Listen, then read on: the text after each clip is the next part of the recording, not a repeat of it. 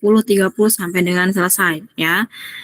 Nanti informasi akan disampaikan kepada PJ kelas masing-masing, jadi mohon untuk mengikuti instruksi dari PJ kelas masing-masing.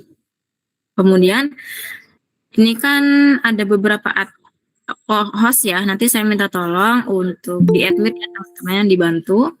Kalau misalkan nanti saya agak late respon untuk meng-admit ya, nanti tolong bantuannya. Oke, Natasha, baik, sangat terima kasih. Nah, untuk selanjutnya nih saya akan perkenalkan ya dosen ya pengampu selanjutnya dari mata kuliah komputasi awan. Nama beliau adalah Bapak Riksa Medi Karim. Ya, dulunya juga pernah menjadi dosen di Prodi Sains Data ya kurang lebih setahun atau setahun setengah ya Pak ya. Nanti bisa lanjut kenalan ya langsung dengan beliau. Jadi nanti saya membukanya sampai sini, kemudian nanti dilanjutkan oleh Pak Risa sampai dengan selesai, begitu ya. Oke, sebelumnya ada yang mau ditanyakan dulu nggak dari teman-teman?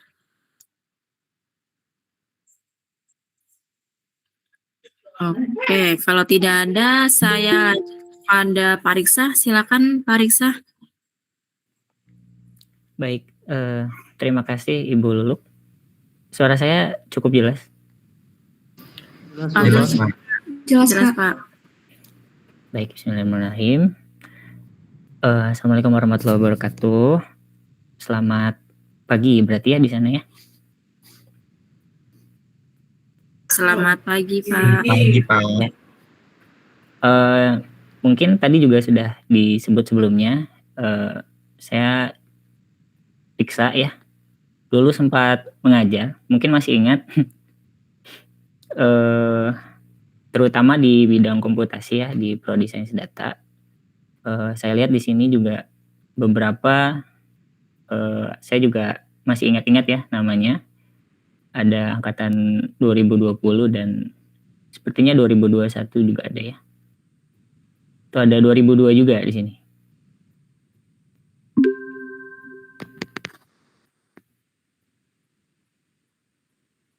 Oke. Mungkin untuk nge-refresh lagi memorinya. Siapa tahu lupa dengan saya ya. Saya perkenalkan diri dulu. Sebentar ya.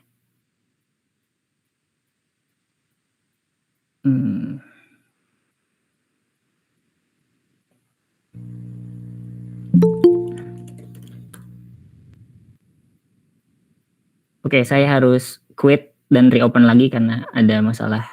Jadi nanti saya reconnect lagi ya, teman-teman.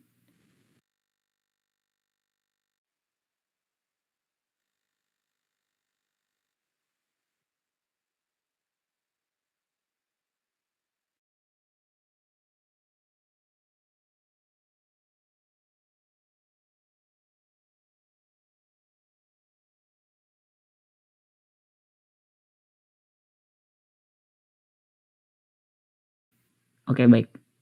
Tadi karena di macOS itu harus ini ya, kalau karena saya udah lama nggak video conference, jadi settingannya juga saya nggak update. Jadi untuk tadi jadi ada sedikit masalah ya. Oke, baik. Untuk share screen-nya.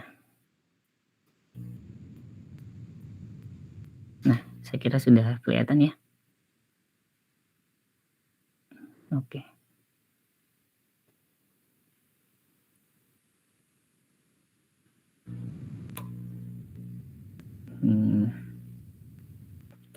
Saya buka slide-nya dulu.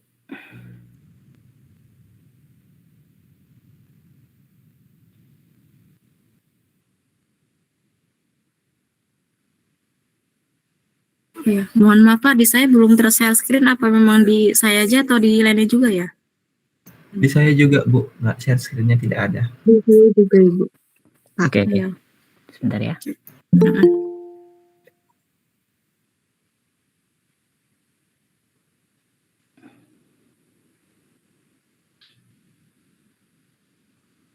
Oke, sudah terlihat? Sudah Pak. Oke, baik. Oke, perkenalkan saya Riksa Medi Karim. Ini email dan kontak saya. Siapa tahu rekan-rekan di sini mau mengkontak jika ada keperluan atau apapun. Ada email personal saya di riksamedi@gmail.com. Kemudian untuk yang urusan pekerjaan itu ada di info@riksa.id. Kemudian kalau yang masalah akademik, masalah penelitian, semisal tertarik itu mau melakukan penelitian kolaborasi dan sebagainya, itu bisa ke email akademik saya ya, gitu ya. Kemudian sedikit tentang background education saya. Jadi dulu saya itu S1 ya di Teknik Informatika, Informatik Engineering di Telkom University di Bandung ya. Lulus tahun 2018 ya, 2014 sampai 2018.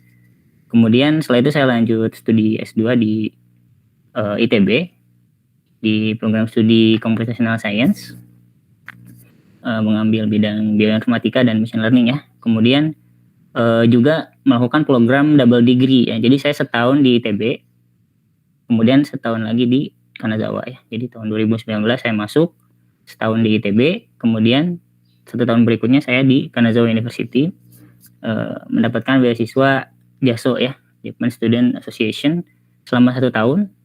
Jadi saya mengambil dalam 2 tahun itu mendapatkan 2 degree ya, double degree program. Yang ini saya mengambil di bidang penelitian chemistry, computational chemistry dan biofisik ya, terutama di molecular dynamics dan perhitungan free energy gitu ya.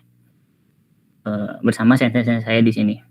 Kemudian sekarang kebetulan selain saya bekerja di perusahaan juga, saya juga sedang melanjutkan studi ya, studi S3. Alhamdulillah mendapatkan beasiswa kemarin ya, beasiswa GHR Max Scholarship. Jadi ini beasiswa dari pemerintah Jepang langsung ya. Ini sebetulnya saya sudah apply 3 kali dalam 3 tahun dan alhamdulillah kemarin baru accept ya. Jadi cukup sulit juga karena ini beasiswanya itu satu ASEAN ya, ASEAN atau Asia saya lupa ya. Asia ya, karena ada orang Bangladesh juga di situ. Jadi cukup ketat dan alhamdulillah ya, atas izin Allah saya mendapatkan ya. Jadi saya juga sekarang juga mahasiswa juga ya. Saya jadi dosen, kemudian saya jadi mahasiswa lagi ya, tapi sekarang mahasiswa S3 gitu ya. Dan insya Allah selama 3 tahun, dan jadi posisi sekarang saya sedang di Jepang ya. Di sini mungkin nanti akan ada perbedaan waktu. Jadi kalau di Indonesia ini mungkin sekarang jam 10.42, kalau di sini sudah 12.42 ya, sudah siang. Jadi beda 2 jam kalau di daerah Kanazawa ini ya. Kanazawa itu di daerah prefektur Ishikawa ya. Prefektur itu seperti provinsi gitu ya. Jadi mungkin akan ada perbedaan waktu. Jadi kalau misalnya ini tolong nanti kalau ada yang berhubungan dengan waktu, karena waktu kita time zone-nya berbeda ya, nanti tolong dikasih penjelasan ini WIB gitu ya, atau ini Japan Standard Time ya, JST, supaya nanti tidak miss ya ketika ada sesuatu misalnya gitu. Jadi posisi sekarang alhamdulillah sudah di Jepang, sedang spring break ya, dan di sini lumayan juga sudah blooming ya sakura. Jadi sudah ada sakura. Kebetulan lokasi apartemen saya itu dekat sungai ya. Jadi sangat bagus sekali kalau mau buka puasa itu ya, sama istri saya ya, Bu Amal, itu bisa jalan-jalan ke situ ya gitu ya. Menikmati sakura. Setelah kemarin musim dingin ya, ya sangat dingin sekali di sini. Itu makanya saya pakai baju yang cukup hangat juga ya. Oke, baik. Itu sedikit keadaan saya sekarang sedang di Jepang. Kemudian untuk pekerjaan ya, saya pernah jadi freelance back-end programmer. Jadi saya praktisi juga beberapa kali membuat aplikasi ya, aplikasi sistem informasi untuk aplikasi klinik, kasir dan sebagainya. Karena saya juga dulu punya startup juga, software house sebetulnya ya, software house, merintis karir. Hanya sering perkembangannya mungkin sekarang saya lebih ke arah data ya, menjadi data scientist, dan mungkin rencana juga akan menjadi data konsultan dan IT konsultan ya untuk selanjutnya gitu ya. Jadi membantu nanti teman-teman mudah-mudahan kalau ada kesempatan nanti kita bisa bekerja sama ya. Jadi di masa depan ya. Gitu. Terima kasih. Oke, untuk riset area saya mungkin di sini di swarm intelligence dan evolutionary algorithm, metode-metode optimasi yang metaheuristik ya, metode-metode optimasi yang sulit kalau hanya linear saja tidak seru ya untuk dilakukan pencarian gitu ya, karena sebetulnya ini pun bagian dari AI ya, bagian dari searching. Kemudian juga bioinformatics di data cancer ya, dan yang sekarang sedang saya lakukan juga. Kemudian MD simulation ya di data cancer ya, itu penelitian S3 saya sekarang. Kemudian juga dalam implementasinya saya juga menggunakan HPC ya, parallel computing dan distributed computing. Karena di sini juga saya menggunakan superkomputer untuk melakukan simulasi. Ya di atas 30 core lah ya gitu ya. CPU core-nya bisa di atas 30, kemudian sudah pakai CPU gitu ya. Menggunakan tentu saja fasilitas Kanazawa University ya. Kalau saya modal sendiri mungkin tidak sanggup ya gitu ya, karena cukup mahal. Kemudian AI dan machine learning juga bagian dari riset saya juga, dan tentu saja big data analytics ya gitu. Untuk publikasi saya ini contohnya saya di tahun 2019 publish paper tentang speech segmentation. Sebetulnya ini lebih ke arah metode evolutionary algorithm ya, metode searching, dan selanjutnya sedang dalam progres ya untuk riset area yang lain. Oke, seperti itu mungkin perkenalan dari saya. Ada yang mau ditanyakan dulu tentang saya? Kita sudah kenal semua, masih pada ingat kan ya?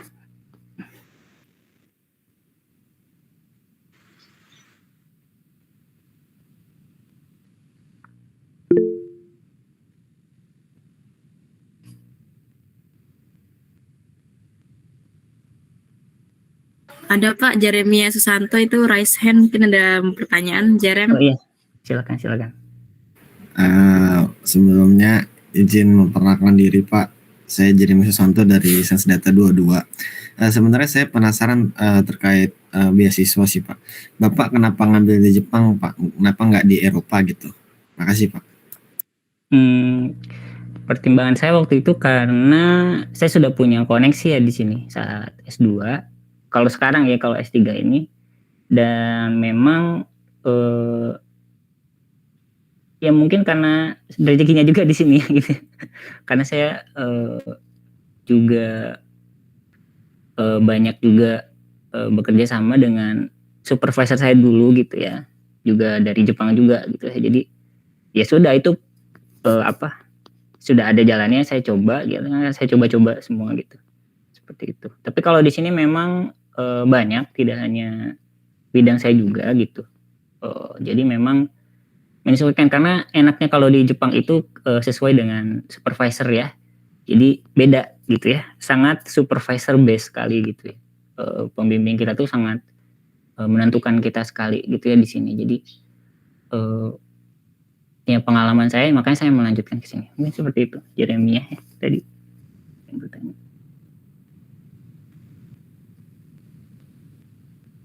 Oke.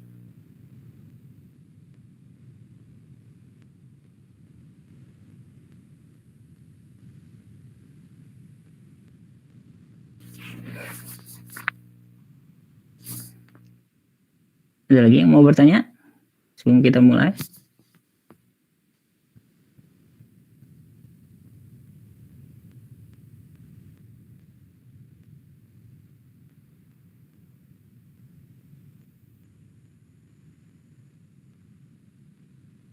Tidak ada? Mulai ya? Iya Pak. Oke. Di sini ada 2 kelas berarti ya, RA dan RB ya.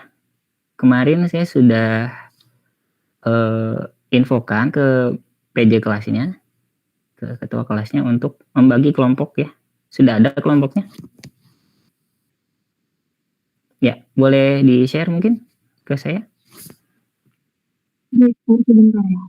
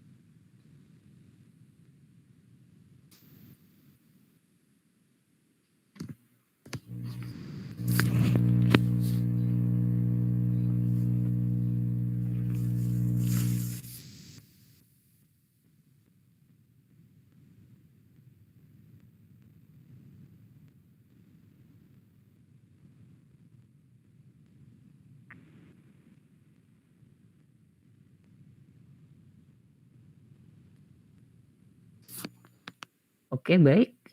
Saya sudah terima filenya.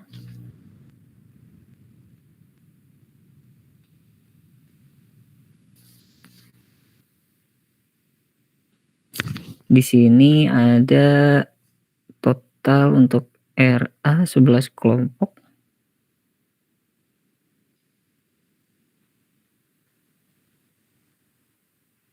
Dan RB 10 kelompok ya.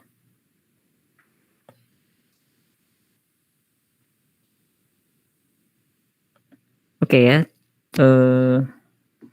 Tiap kelompoknya juga nanti ada ketua kelompoknya ya, teman-teman. Jadi dipilih saja siapa ketua kelompoknya.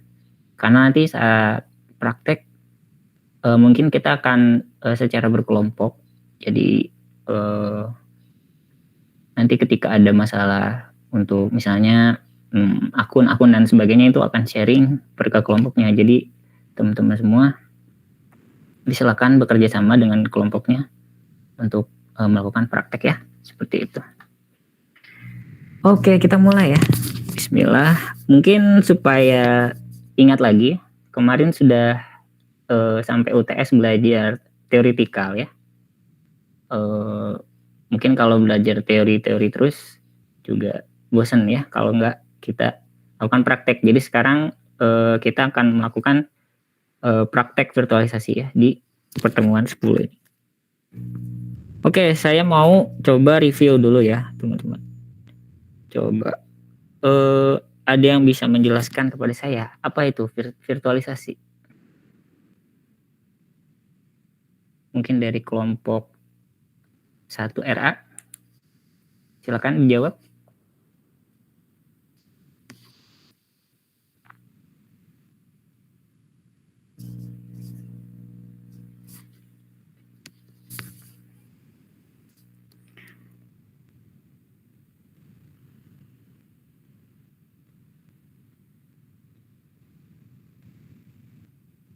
Oke, di sini tim 1 RA. Ada Rendra Eka Prayoga. Oke, coba jelaskan apa itu virtualisasi.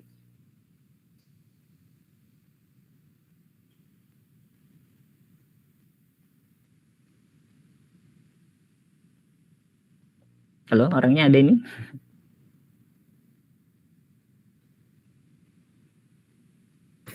Maaf Pak, beberapa teman mungkin lagi perjalanan untuk pulang kampung Pak.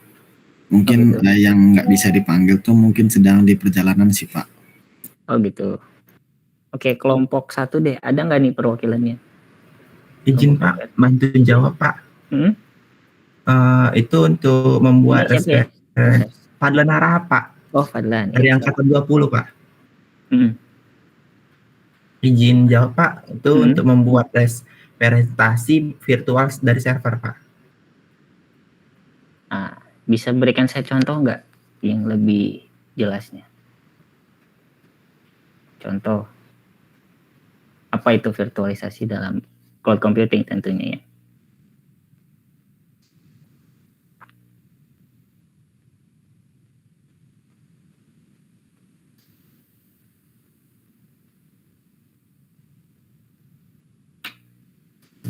Oke. Contohnya Pak, aplikasi email Pak. Aplikasi email. Kenapa aplikasi email itu sebuah virtualisasi? Karena memerlukan kapasitas penyimpanan yang besar Pak. Dan sistem operasi Windows. Berarti segala sesuatu yang memiliki itu tadi kapasitas yang besar virtualisasi.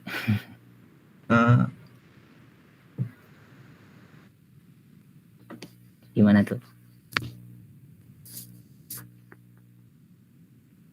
Virtual itu apa? Virtual. Sesuatu yang maya gitu ya. Berarti kalau ada virtual, ada real ya. Ada fisikal, betul nggak? Jadi virtualisasi itu adalah sebuah memvirtualkan sesuatu gitu ya. Betul nggak? Jadi gampangnya Ini sederhananya virtualisasi itu adalah ketika kita punya satu sistem fisik gitu ya, atau hardware. Misal kita punya CPU, punya PC gitu ya. Isinya kan ada motherboard-nya, ada CPU-nya, ada RAM-nya, itu kita sebut sebagai PC gitu ya, atau komputer gitu ya. Nah, si komputer itu sebuah zat yang fisik gitu ya. Nah, virtualisasi adalah kita memayakan gitu istilahnya, menjadikan si yang fisik tadi itu menjadi virtual. Makanya namanya virtualisasi. Jadi ada transformasi dari sesuatu yang fisik menjadi virtual gitu ya. Bagaimana maksudnya? Jadi seperti kita membuat komputer di dalam komputer ya. Nah, misalnya tadi kita punya PC fisik nih, atau istilahnya bare metal ya. Ingat ya teman-teman, di pertemuan-pertemuan berikutnya tuh, sebelum-sebelumnya tuh ada ya namanya bare metal ya. Bare metal itu biasanya sebutan untuk hardware fisik ya. Hardware fisik yang jelas bahwa di situ ada. Jadi misalnya PC dengan spek atau HP dengan spek ya. Ada CPU-nya 8 core, kemudian ada RAM-nya 16 GB, ada storage-nya berapa. Nah, itu adalah fisik, jelas ya, misalnya HP ini. Misalnya HP ya, jelas ini ada fisiknya. Nah, sesuatu yang virtual itu kita nggak jelas gitu, nggak ada fisiknya ya. Jadi semacam abstrak gitu ya, sesuatu yang abstrak. Jadi dari sini, dari komputer tadi yang kita punya 8 core, misalnya sistem operasinya adalah Windows gitu ya teman-teman, atau Android. Nah, kita lakukan virtualisasi itu berarti kita membuat lagi semacam virtual machine gitu ya di dalam sini, yang isinya adalah seperti komputer baru gitu ya, seperti hardware baru, padahal sebetulnya tidak. Jadi dari tadi fisik yang sudah ada, kemudian kita semacam membuat lagi komputer di dalam komputer gitu ya. OS di dalam OS ya, gampangnya seperti itu. Jadi itu adalah virtualisasi ya. Kenapa kita bicara virtualisasi di dalam cloud computing? Ada yang tahu? Kenapa sih harus melakukan virtualisasi, nggak hardware fisik aja gitu kan? Ya sudah kan kita punya komputer, ya udah kita deploy aja di data center, kemudian pakai aja hardware fisik itu. Kenapa sih harus melakukan virtualisasi? Ada yang bisa menjawab?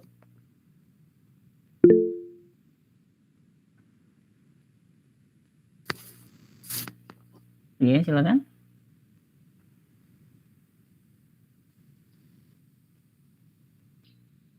Boleh. Natasha ya tadi.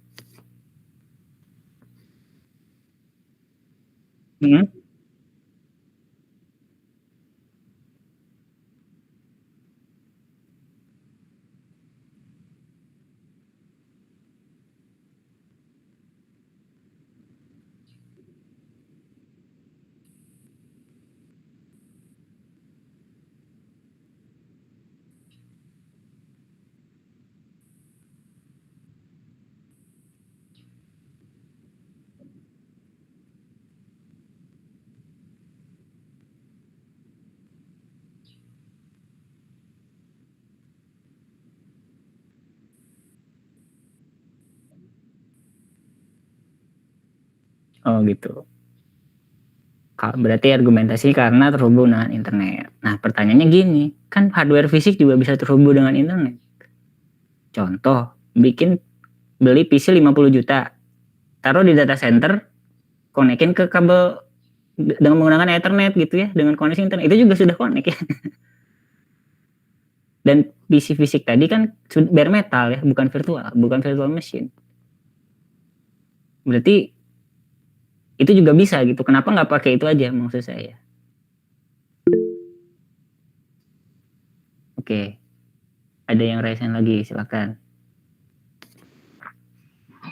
Izin memperkenalkan diri Pak. Perkenalkan nama saya Samuel Saragi. Menurut saya kenapa cloud computing perlu virtualisasi? Karena tadi kan virtualisasi itu kan dari bare metal terus dipecah menjadi beberapa sistem atau hardware gitu ya Pak. Kenapa itu perlu di dalam cloud computing? Karena misalnya kalau kita memecah sebuah OS atau hardware gitu Pak, misalnya ada satu virtual yang servernya down gitu Pak, nanti OS atau hardware lain itu nggak akan kena dampaknya gitu Pak, karena sudah dipecah. Jadi itu bakalan secara harfiah juga bakalan menghemat resource seperti itu Pak menurut saya. Oke ya. Jadi nah itu ya sebetulnya sudah terjawab salah satunya. Nanti kalau misalnya ada salah satu service yang down, karena gini, di dalam satu OS itu kan banyak aplikasi yang kita running ya gitu ya. Misalnya ada web server, ada email server gitu ya, ada apa lagi biasanya aplikasi. Kemudian misalnya kita nge-running model machine learning ya di situ ya gitu ya. Nah, ada program Python, ada program apapun gitu ya dalam satu device. Kita taruh di data center.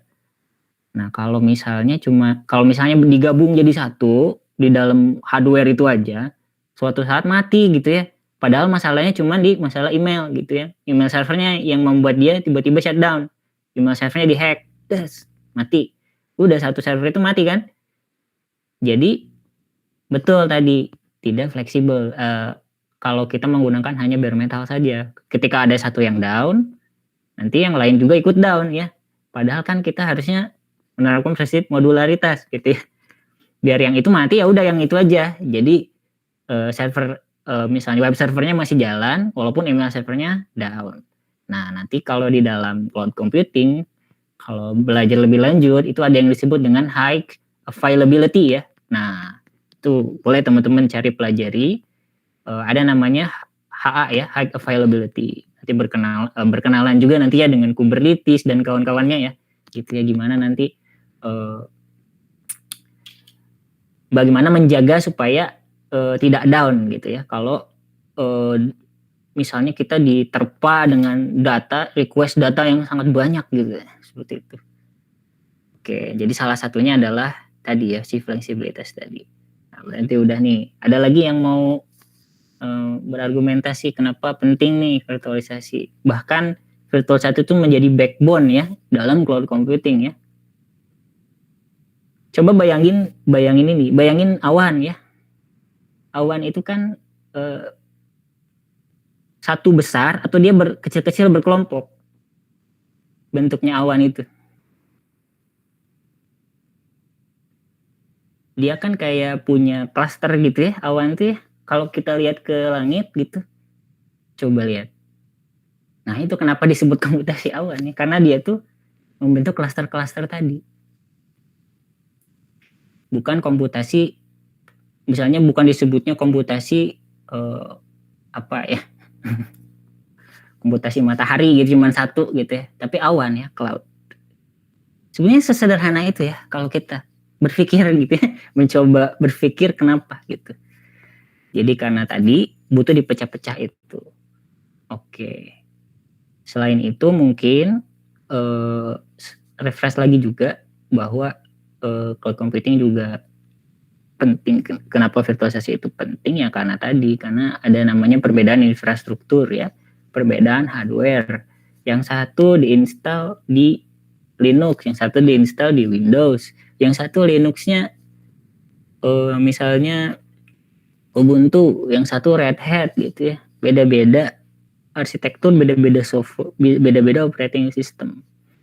Jadi nanti ketika orang yang mengelolanya itu pusing ya. Dengan cloud computing, dengan virtualisasi, ya sudah kita lakukan di satu ini saja gitu ya. Oke ya, paham ya sampai sini teman-teman? Saya mencoba merefresh ya. Oke, siap. Oke lanjut. Nah di dalam kemarin itu sempat kita belajar tentang hypervisor. Nah hypervisor itu apa? Ada yang bisa jelaskan? Oke silakan. Nawaf ya, silakan. Baik Pak, sebelumnya izin perkenalan diri, nama saya Nawaf Abdurrahman, NIM 122450018 dari Koma RB. Izin menjawab Pak, jadi kalau menurut saya hypervisor itu kayak software buat ngejalanin beberapa OS di dalam satu mesin fisik gitu Pak, atau di dalam satu bare metal. Jadi sebagai contoh saya dual boot antara Windows dan juga Linux Ubuntu. Nah itu juga saya bisa install lagi di dalam grupnya. Ntar saya tambahkan misalnya Debian atau mungkin Kali Linux juga bisa, mungkin seperti itu Pak dari saya. Berarti dual boot itu hypervisor atau bukan? Dual boot itu salah satu cara untuk hypervisor. Kan kalau di BIOS itu ada namanya hypervisor tuh Pak. Hypervisor on sama hypervisor off seingat saya. Hmm. Mungkin itu Pak salah satu cara buat ngakses hypervisor. Oke ya. Ya betul ya. Jadi sebuah software atau teknologi untuk memvirtualisasikan ya dari bare metal ke virtual machine. Itu simple ya. Cuma namanya aja keren ya, hypervisor. Apaan ini hypervisor ya? Sebetulnya sederhana konsepnya ya. Jadi karena nanti hypervisor ini pun banyak ya jenisnya. Ada yang masih ingat jenis-jenisnya? Yang lebih praktikal aja deh, misalnya berdasarkan tipenya. Ada hypervisor tipe 1 dan tipe 2. Oke. Apa itu bedanya tuh? Ada yang bisa jawab? Type 1 hypervisor dan type 2 hypervisor.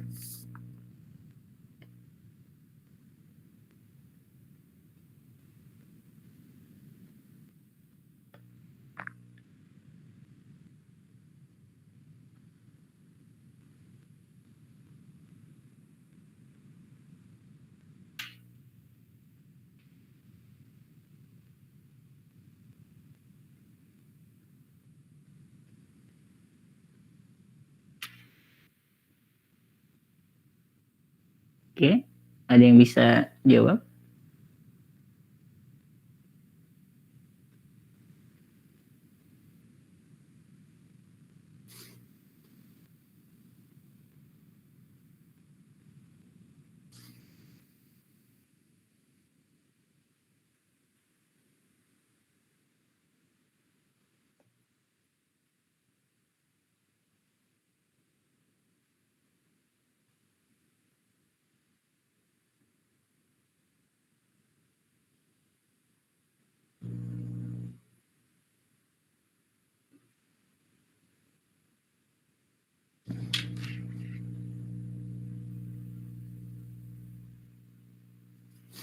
Oke. Ini saya terlihat? Lihat Pak. Ya, tadi ada hypervisor ya. Sebentar.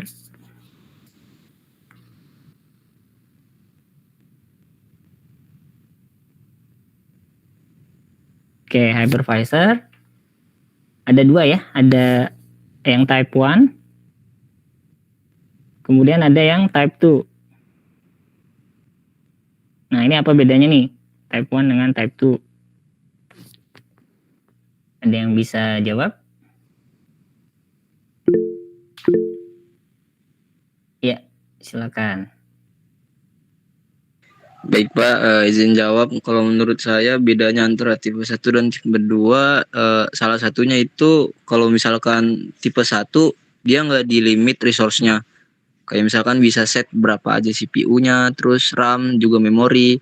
Terus kalau tipe 2 itu dia di limit Pak sama provider buat resource-nya. Kayak misalkan cuman bisa bikin 1 GB RAM atau resource-nya cuman CPU-nya cuma bisa 1 gitu Pak. Mungkin itu aja dari saya Pak. Ada pendapat lain? Ya, silakan. Izin menjawab Pak. Kalau menurut saya itu perbedaannya tuh kalau tipe 1 itu nggak perlu operating system dari hostnya gitu. Terus kalau yang tipe 2 itu perlu OS dari hostnya. Contoh yang tipe 2 tuh kayak misalkan kita pakai VirtualBox nih.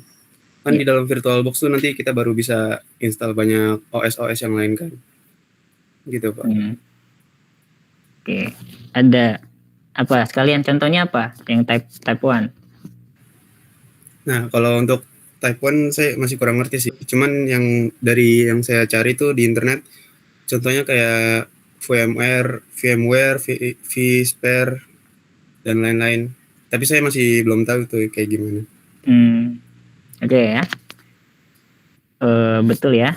Tadi perbedaannya sebetulnya di letak perbedaan terbesarnya adalah di mana dia diinstal gitu ya. Kalau Type 1 hypervisor itu langsung diinstal di bare metal gitu ya.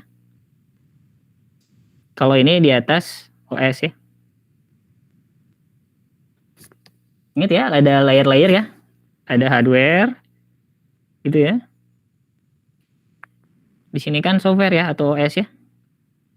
Baru di sini apps gitu ya atau software gitu kan. Nah, Type 1 hypervisor itu langsung install di hardware. Langsung masuk BIOS gitu ya. Misalnya kalau teman-teman install Windows. Nah, hypervisor yang langsung ke hardware berarti operating sistemnya adalah si hypervisor itu gitu ya. Nah, kalau misalnya punya PC tadi ya, si PC ini kita install contohnya misalnya Proxmox ya. Nah, kalau install Proxmox, kita langsung ini basisnya KVM sebetulnya, Debian KVM. Kita langsung install di PC-nya. Jadi kita pas booting itu nggak booting ke Windows, ke Linux atau ke OS lain ya, langsung. Jadi dia posisinya sejajar dengan OS gitu ya. Ya udah kita install jadi. Nah, itu hypervisor kita ya. Nah, tapi kalau yang Type 2 contohnya kita installnya di atas OS-nya. Misalnya OS misalnya di OS-nya kita pakai Linux gitu ya. Jangan Linux deh, Windows deh. Misalnya kita Windows. Nah, di Windows ini kita install VirtualBox ya. Nah, di dalam VirtualBox ini kita create beberapa VM. Nah, berarti si hypervisornya sekarang ada di layer yang OS lagi, bukan di layer hardware. Paham sampai sini?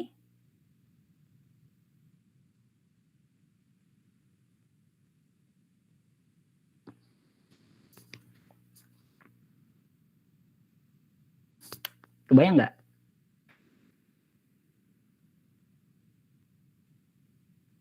Bayang, Pak. Oke, siap. Oke, itu tentang hypervisor.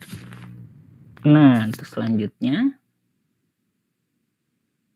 oke ya, kita sekarang karena tadi sudah review, selanjutnya kita akan coba praktek ya teman-teman untuk melakukan virtualisasi ya. Kalau misalnya mau melakukan virtualisasi dengan Type 1 hypervisor, berarti teman-teman harus punya hardware-nya dulu ya. Nah, jadi kalau misalnya gitu, teman-teman harus punya PC, beli dulu ya, terus diinstalin tuh hypervisor-nya, kemudian kita lakukan demonya ya. Jadi, tapi itu mahal ya, dan tidak memungkinkan. Jadi lebih baik kita menggunakan yang Type 2 saja ya. Jadi di OS teman-teman sekarang masing-masing itu diinstal si hypervisor ini gitu ya. Kemarin sudah sempat tugas juga ya, ada tugas melakukan virtualisasi pada menggunakan apa ini? VirtualBox, VMware atau yang lain? VirtualBox, Pak. VirtualBox ya. Ada yang macOS di sini atau Windows semua atau Linux juga ada? Saya pakai Debian, Pak. Debian, oke.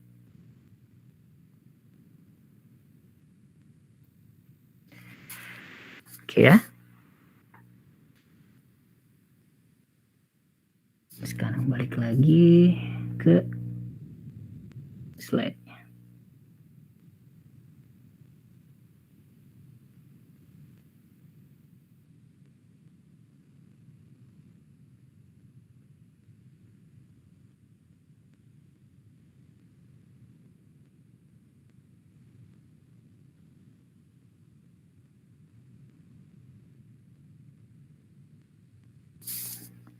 Oke.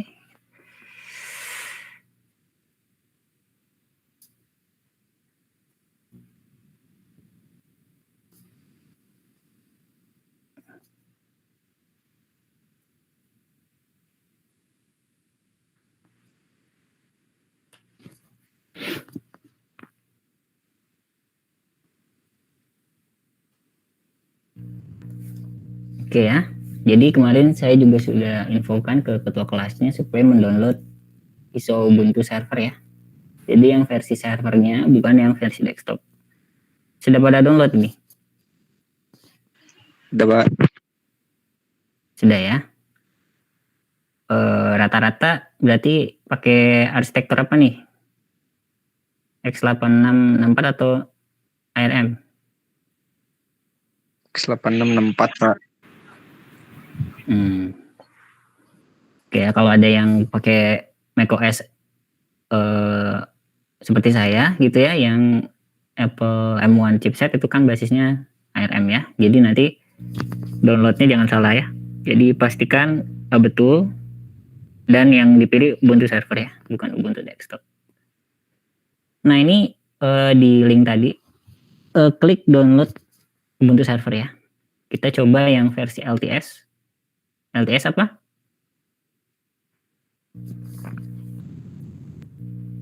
Versi stabil gitu ya gampangnya ya. Yang paling stabil gitu ya. Yang official yang stabil lah, gitu aja lah.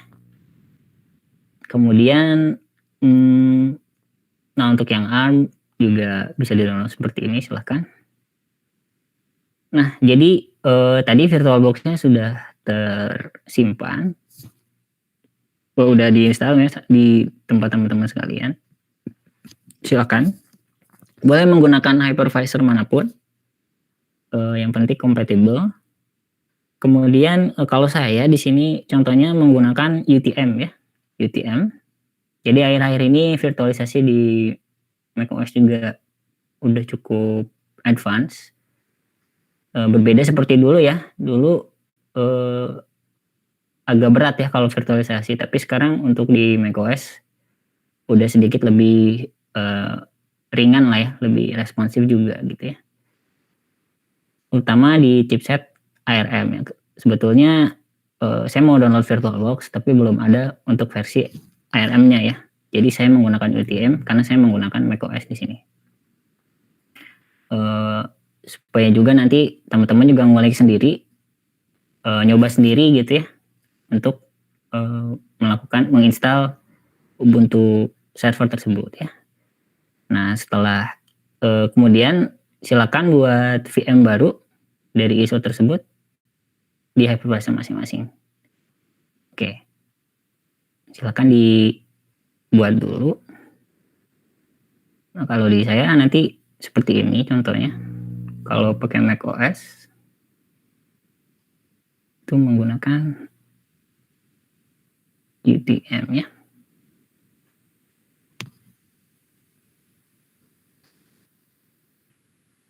Nggak muncul ya.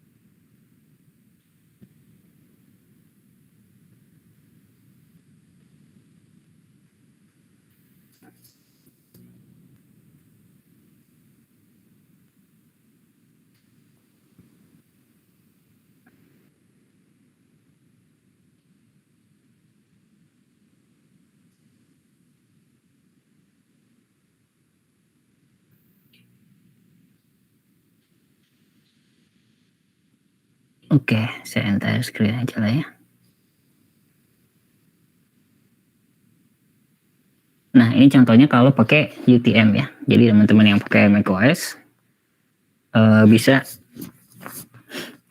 download UTM. Nah, jadi nanti tinggal standar ya. Kita bisa create virtual machine. Nah, di sini ada virtualize dan emulate ya. Jadi teman-teman, ini di UTM ada fitur menarik ya. Jadi walaupun dia beda instruction set arsitekturnya, misalnya kalau ini kan ARM, nah tapi saya mau memvirtualisasikan yang instruction set x86 itu bisa ya di sini dengan menggunakan fitur emulate ini, tapi masih slow ya di sini. menarik juga UTM ini. Nah, silakan diulik sendiri gitu ya. Nah, silakan nanti pilih operating sistemnya. Biasanya sih custom ya. Kemudian biasanya minta ISO image-nya. Nah, misalnya di sini yang kalau saya yang ARM ya, di open. Kemudian nanti continue. Nah, kemudian dipilih ya, silahkan sesuai dengan kapasitas hardware-nya masing-masing. 4 GB cukup. Misalnya CPU core-nya 2 gitu ya. Nah, dan storage drive-nya juga ya 30 GB sampai 60 GB lah ya, cukup. Oke. Kemudian nanti continue. Nah, ini namanya. Misalnya kita ganti VMTest 1 ini ya. Nah, nanti dia akan create seperti ini. Kemudian kalau di running nanti dia jalan ya. Seperti tugas yang teman-teman udah lakuin.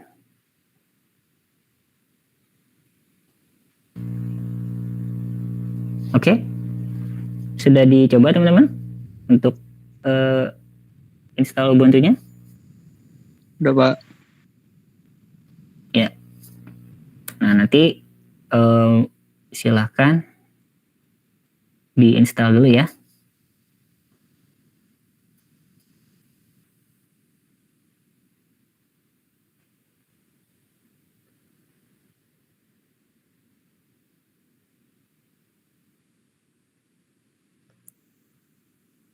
Nah, untuk installer yang terbarunya itu memang ya install yang di download tadi itu sudah sedikit interaktif ya. Kalau zaman dulu nggak seinteraktif ini untuk instalasinya untuk Ubuntu server. Oke. Nah, silakan pilih yang ini. Saya kecepatan nggak?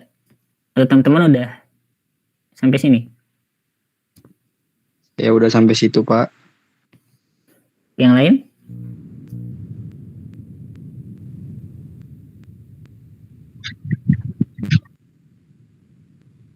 Belum, Pak, masih bingung. Oke, kita pelan-pelan aja ya.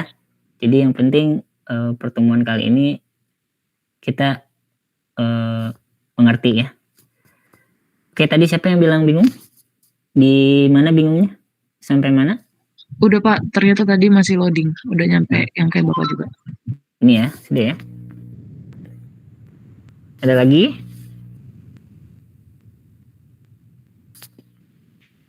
Ada yang kendala lagi?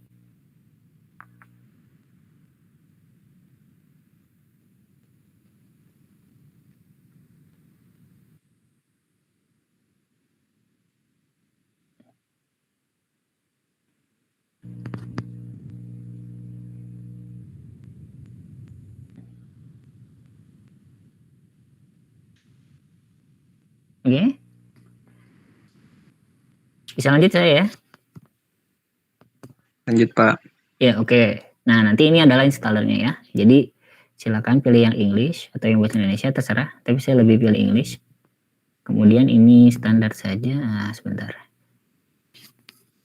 Ini ngalangin itunya ya. Nah, kalau di full screen, di bawah sini ada dan sama back. Jadi ini nggak bisa pakai mouse ya. Pakainya keyboard. Untuk pilih dannya itu ini atas bawah ya, pencet arrow atas dan bawah. Nah, kalau mau ke atas lagi untuk mengganti ininya juga bisa, tapi kita pakai default saja. Nah, nanti kalau sudah dan itu di enter ya. Pilih dan dulu baru di enter. Nah, kita coba pilih. Nah, caranya ini buat selectnya itu pakai space ya. Kalau mau pilih yang ini pakai space, kemudian ini space juga. Kita pakai yang Ubuntu server aja ya. Jadi apa bedanya? Kalau yang ini minimal sekali dan kita harus banyak config nanti beberapa hal ya. Jadi kita pakai yang standar, yang default saja. Kemudian nanti done. Nah, nanti di sini teman-teman bakal dihadapin oleh network configuration ya. Oke. Ada yang berbeda dengan tampilan saya? Seharusnya secara otomatis itu udah mengkonfig networknya supaya nanti bisa connect internet ya, virtual machine-nya.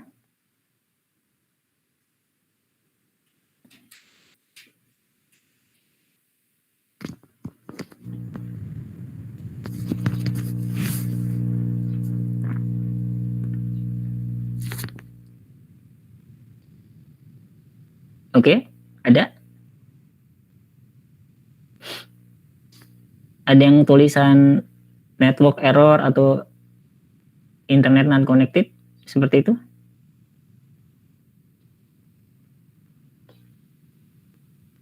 Atau continue without internet kalau nggak salah tuh. Aman, Pak. Aman? Oke, lanjut ya. Nah, di sini kita bisa lihat network untuk network connection di virtual machine kita itu ada IPv4 ya. Di sini kita menggunakan DHCP ya. Oke, artinya kita subnettingnya secara otomatis gitu ya.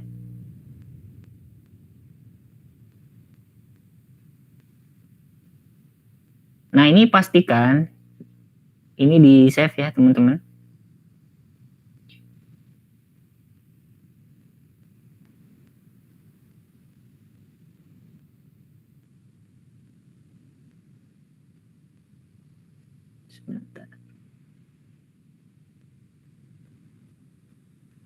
Oke, IP-nya di save ya. Contohnya yang saya di sini 10.0.10.7/24 ya. Di screenshot aja. Kemudian kalau sudah di save nanti dan next, kita nggak pakai proxy jadi kita skip. Nanti di sini akan dites, harusnya keluar seperti ini ya kalau dia connect.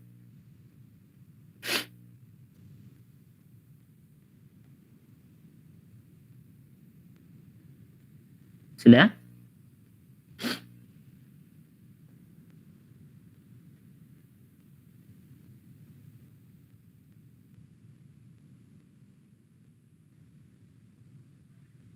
Sudah, Pak. Oke.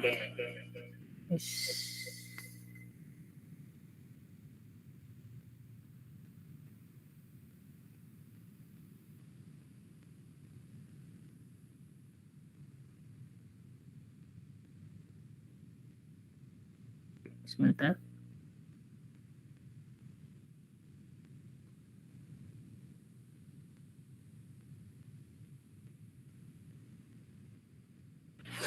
Oke ya. Kita done lagi. Nah, untuk setup storage-nya kita pakai default saja. Jadi kita done saja di sini. Nah, ini untuk file sistemnya ya, teman-teman. Jangan khawatir kalau nggak paham, nggak apa-apa, kita coba dulu aja. Karena ini berkaitan dengan operating system ya, gitu ya. Oke, dan kemudian kita continue. Nah, silakan diisi credentials-nya, nama, misalnya saya Riksa. Nah, ini server name-nya, misalnya namanya VM, VM komputasi awan atau apa ya, VM Ubuntu atau Ubuntu server gitu ya. Ubuntu server gitu. Username ini username kita ya. Jadi kita bikin user account. Misalnya namanya nama saya, kemudian password. Untuk password user account kita juga ya. Nah, pastikan sama. Kalau sudah nanti done. Nah, kita nggak usah pakai Ubuntu Pro, jadi kita skip. Kemudian nanti continue.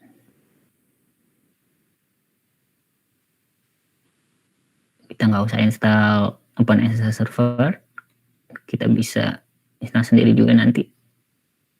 Atau boleh juga diinstal sih. Kita install aja lah ya. Nah, kita install. Kemudian ini ya pakai space ya, space bar untuk pilih, pastikan itunya X, kemudian kalau sudah nanti dan. Nah, ini kita nggak usah pilih, kita langsung dan aja. Kemudian nanti kita tunggu instalasinya ya, seperti itu. Oke, ada yang mengalami kendala sampai sini?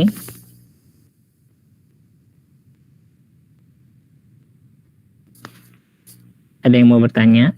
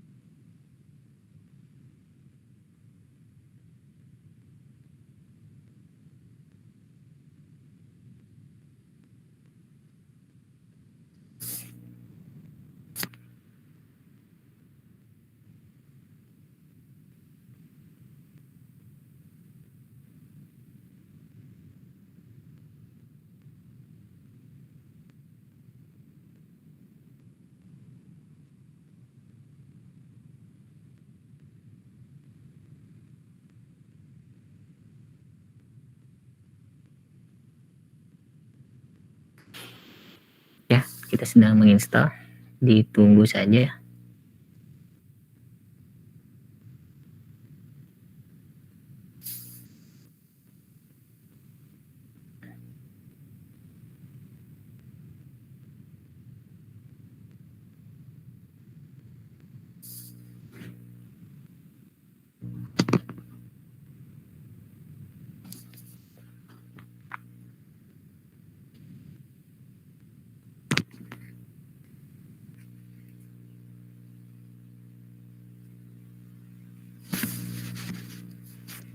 Izin bertanya Pak, Hmm.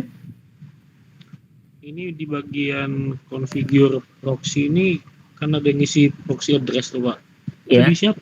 di skip aja ya, Di skip. ya dikosongin aja, karena kita nggak pakai proxy.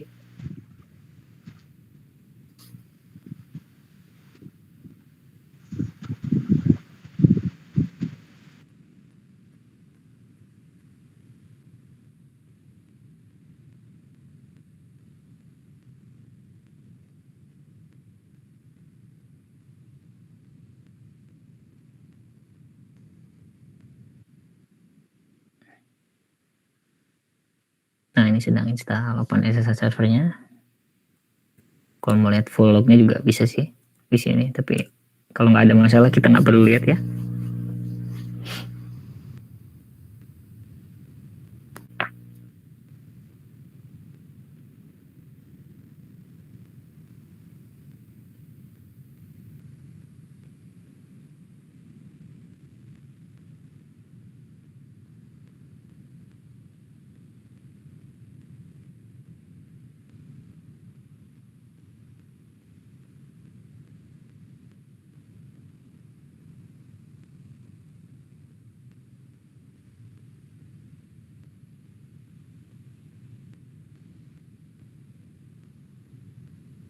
Nah, kalau sudah selesai, itu nanti akan ada option reboot now ya. Jadi kalau sudah selesai menginstal, nanti tinggal diklik reboot now, kemudian nanti VM-nya dia akan rebooting ya.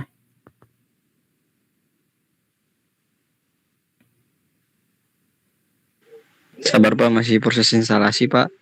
Iya ya. Sambil ini aja ya, sambil kita diskusi yang lain sambil nunggu.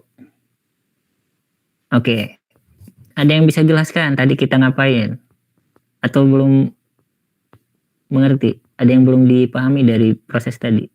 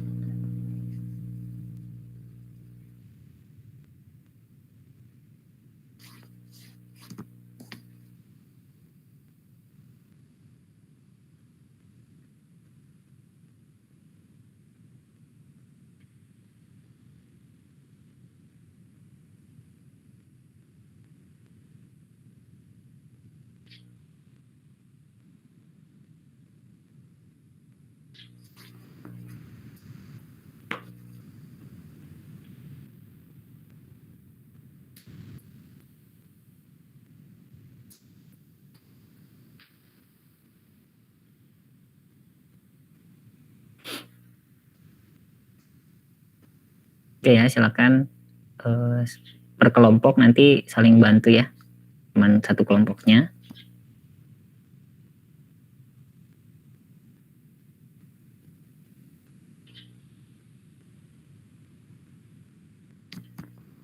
Oke, jadi tadi yang kita lakukan, jadi teman-teman punya software hypervisor, let's say kebanyakan VirtualBox ya. Di komputer hardware kalian ada VirtualBox kan? Nah, itu jangan gini ya.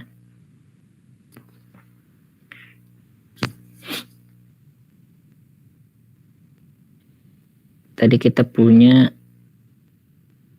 ISO image ya, ISO Ubuntu server. Yang baru saja kita lakukan adalah si ISO ini kita install di VM kita ya. Ini VM. Nah, ini semua tadi ada di dalam komputer kita ya. Di VirtualBox dulu. Ya, di VirtualBox dulu. Kemudian di layer luarnya lagi adalah OS kita ya. Sini OS. Misalnya Windows ya.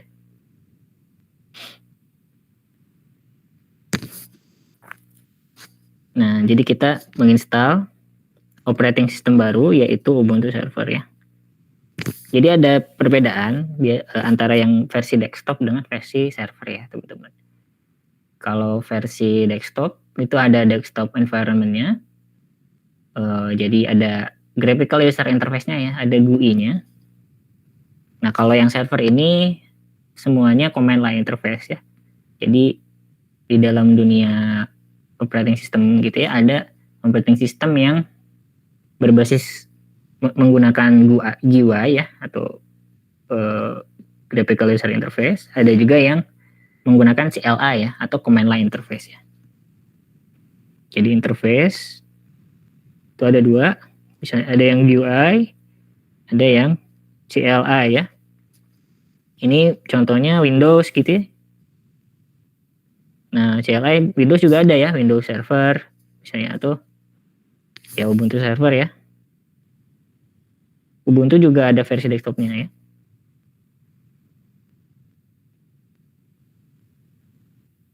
Nah, kenapa kita memilih yang server? Karena di cloud nanti kebanyakan juga user interface-nya adalah command line interface ya. Command line interface itu apa? Ya itu yang kalau di Windows itu CMD ya. Atau terminal ya, Windows terminal. Kalau sekarang sudah ada Windows terminal. Kalau di macOS misalnya terminal macOS ya. Kalau di Linux juga namanya terminal gitu ya. Seperti itu. Nah, kita coba nanti kita akan membandingkan yang kita install di lokal dengan kita coba di cloud ya. Seperti apa perbandingannya dari segi proses instalasinya. Apakah ya nanti akan ada beberapa perbandingan lah ya. Silakan teman-teman analisis dan bandingkan apa bedanya gitu ya. Oke, seperti itu.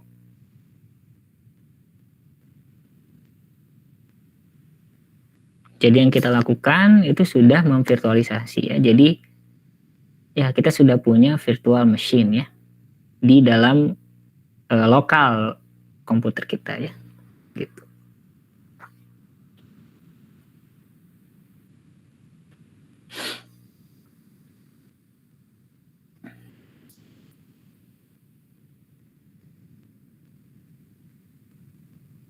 Tadi kalau dilihat di proses kreasinya juga ada beberapa konfigurasi yang kita lakukan juga ya. Ada kita mengkonfigur networknya gitu ya. Ada juga kita mengkonfigur storage-nya, RAM-nya ya. Kita bisa custom gitu ya teman-teman. Nah,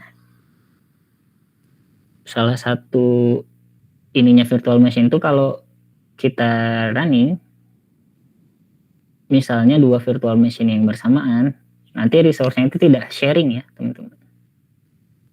Jadi butuh alokasi.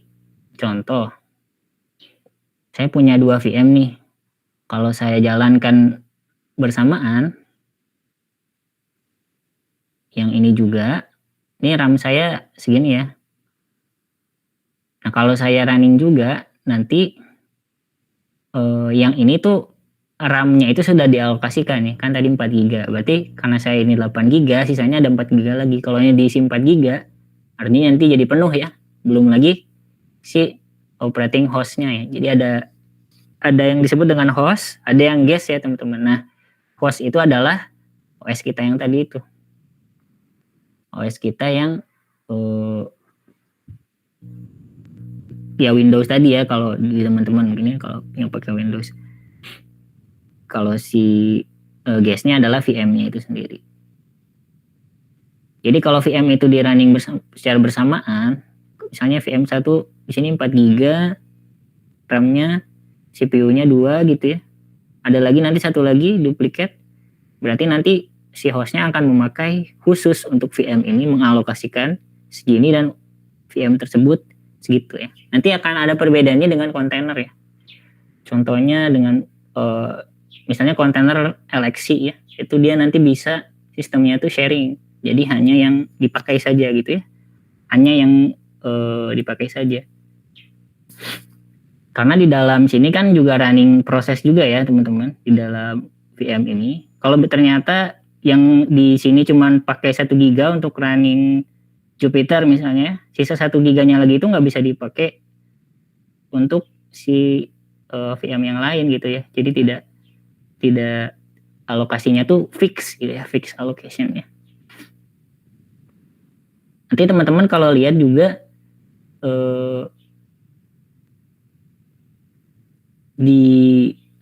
kalau storage, sepengalaman saya kalau storage itu biasanya dia lebih sedikit fix gitu ya.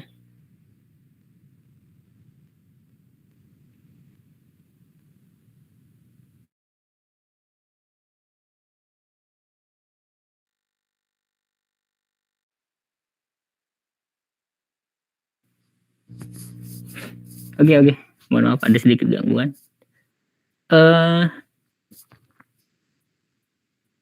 Ya tadi seperti itu ya. Jadi dia dialokasikan ya, tidak bisa sharing, tidak bisa 1 GB yang ini dialokasikan ke sini untuk dipakai, jadi ini bisa 3, jadi bisa 5 GB gitu. Tidak sedinamis itu.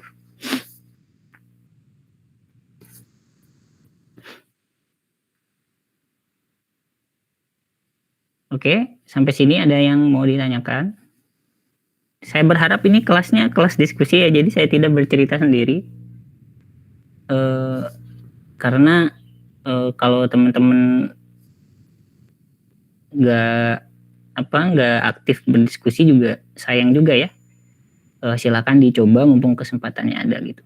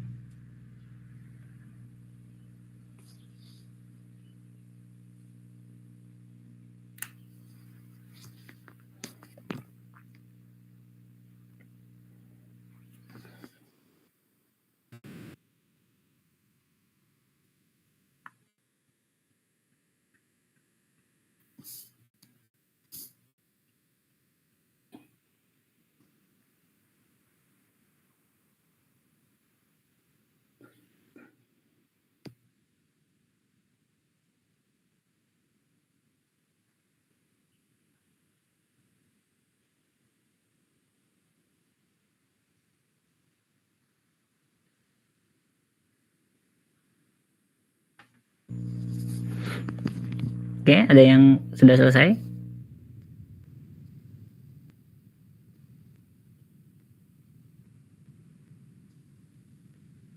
Masih install, Pak.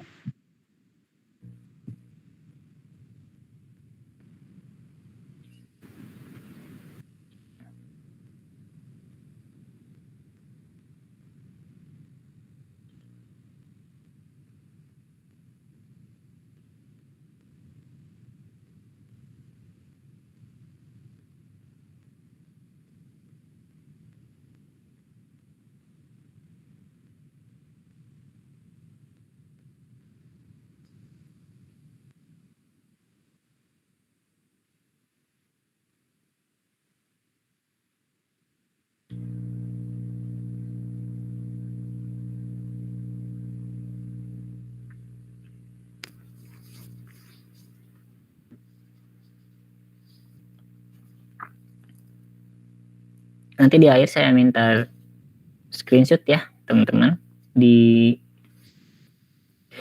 dibikin saja file Google Doc, kemudian nanti screenshot hasilnya ya gitu.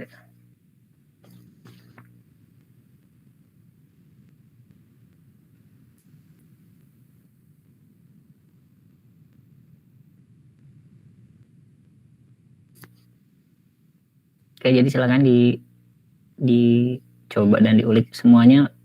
Saya harap juga coba ya, jangan cuma salah satu dari kelompoknya aja. Tapi kalau ada kendala, nggak apa-apa. Yang penting nanti satu perwakilan kelompok ada screenshotnya gitu ya.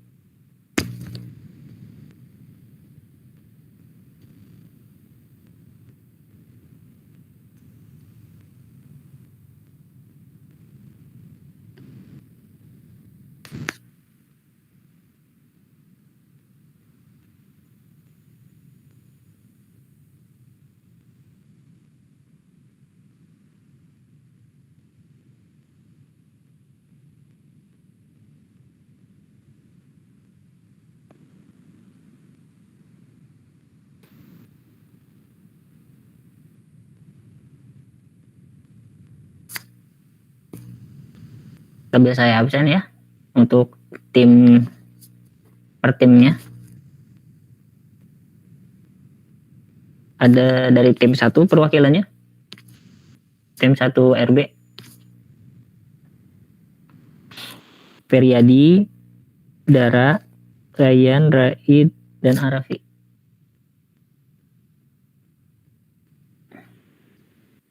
Silakan kalau ada acungkan raise hand aja. Oke, ada ya.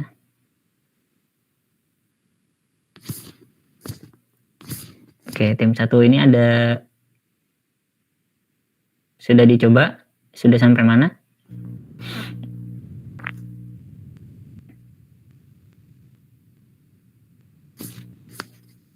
Coba Dara Cantika Dewi.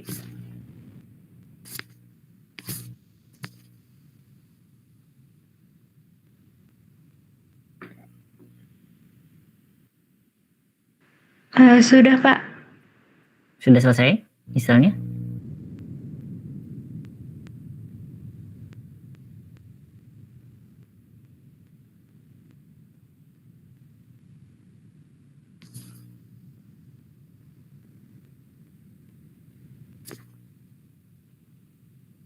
Oh, Raid ya. Raid. Gimana Raid, sudah?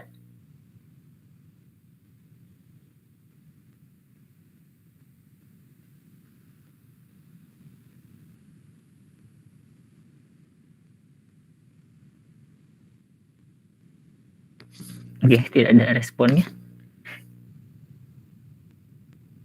Seperti tadi tim 1 hanya 2 orang. Oh, Ryan juga ya.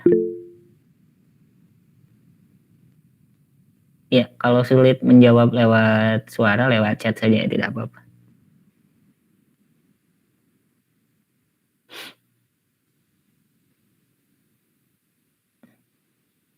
Sudah selesai.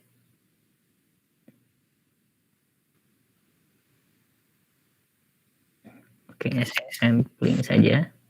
Oke. Mungkin tim 2 ya. Deva, Haikal, 1 Aisyah dan Nova. Oke. Gimana Deva, sudah?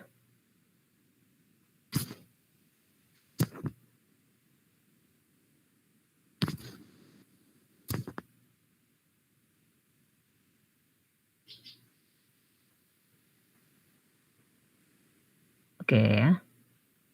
Gimana kelompok ini? Ada kendala? Sudah? Sudah sampai mana?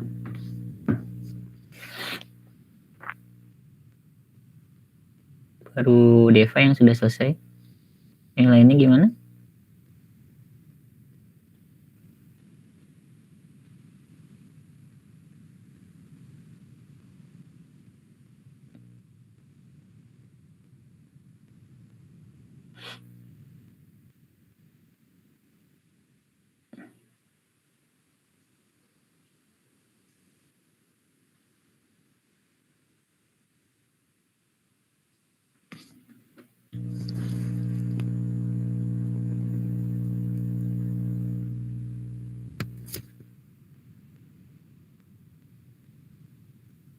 Iya. Silakan ya, perwakilan setiap kelompoknya send di message kalau sudah selesai.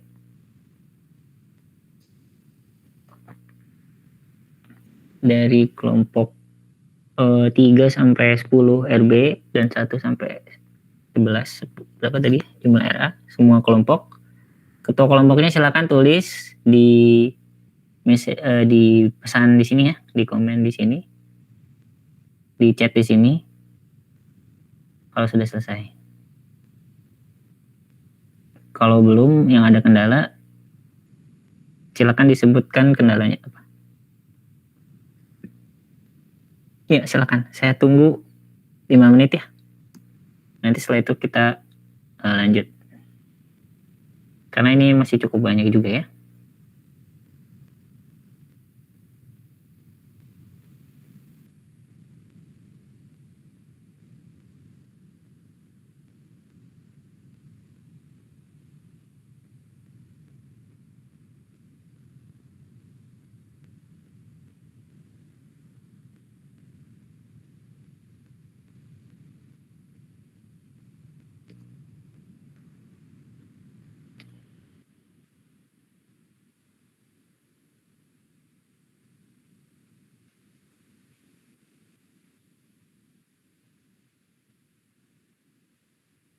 Oke, kelompok 11 sudah.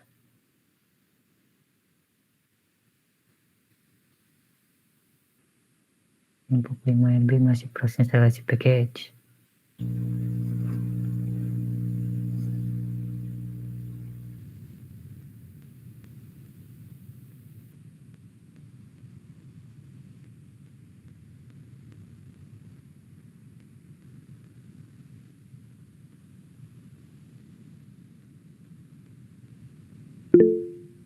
Ya.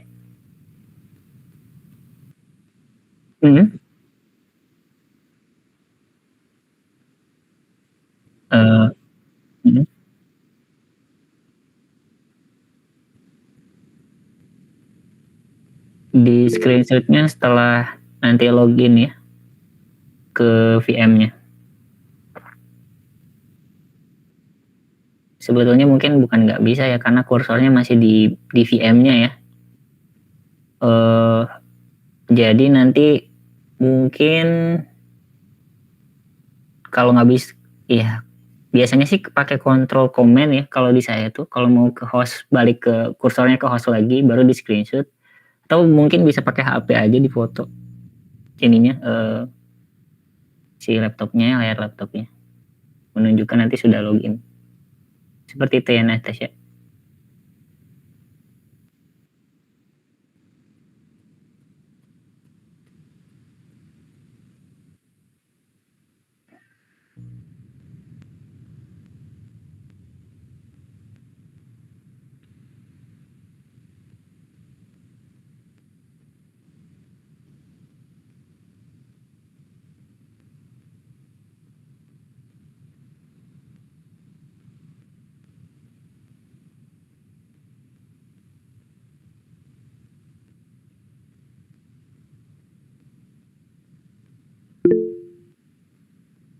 Iya, silakan. Izin bertanya Pak, saya sudah masuk di proses login, tapi passwordnya saya lupa yang saya masukin tadi. Wah, susah ya kalau lupa password ya. Berarti harus diulang lagi ya? Iya, karena user yang baru terregistrasi hanya itu ya. Iya, Harus diulang lagi ya.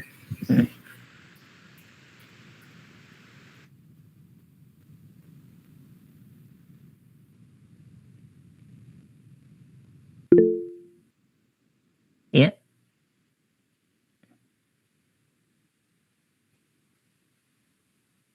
Sofyan tadi raise hand.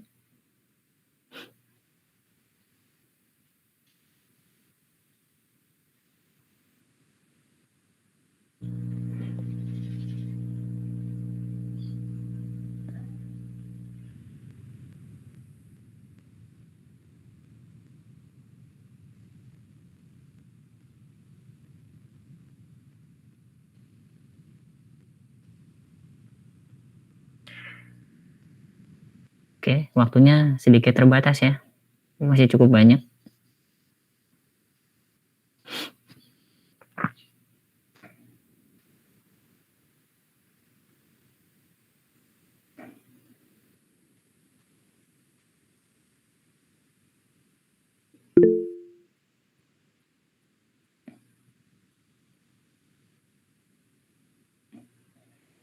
Nah, contohnya tadi mungkin yang kursor itu ketika di sini kan saya masih di host nih, terus masuk ke sini gitu. Jadi nggak bisa keluar ya. Biasanya tuh ada caranya ya, tergantung hypervisornya seperti apa. Jadi nggak bisa di screenshot. Kalau udah di hostnya kan tinggal gini nanti. Nah, dia akan melakukan screenshot ya kalau di Mac. Seperti itu. Oke, saya kill aja dulu. Nah, biasanya, ini tulisan ininya menghalangi meetgoogle.com ini. Biasanya tuh ada juga kalau dia kosong gitu ya, biasanya masih booting dari CD atau DVD-nya gitu ya. Jadi bisa di clear.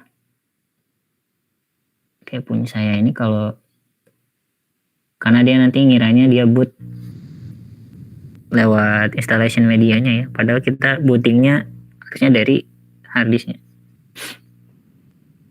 atau storage-nya sudah kita set tadi.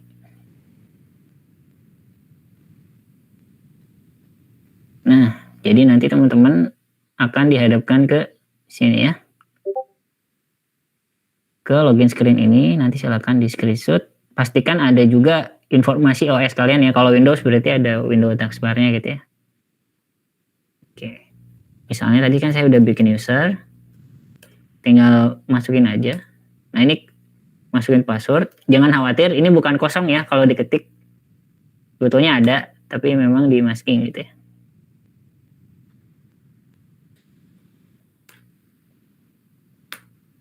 Nah, kalau berhasil nanti akan muncul seperti ini.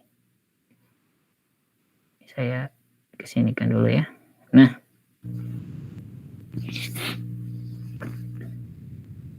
nanti di screenshot, nggak usah full screen, yang penting harus kelihatan juga ya teman-teman ininya, si host OS-nya juga ya. Jadi dia running di dalam host OS-nya gitu.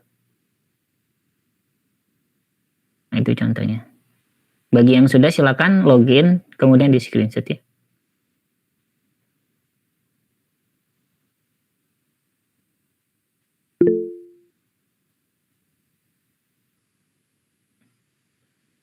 Oke, ada yang bertanya?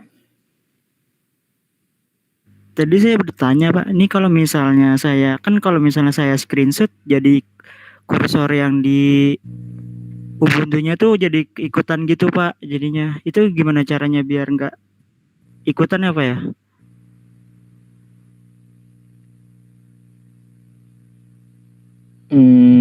Menggunakan apa? VirtualBox ya?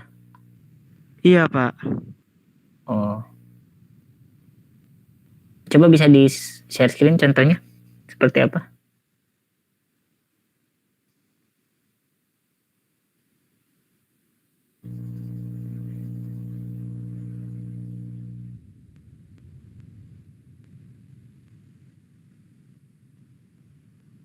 Izin share screen ya Pak. Iya.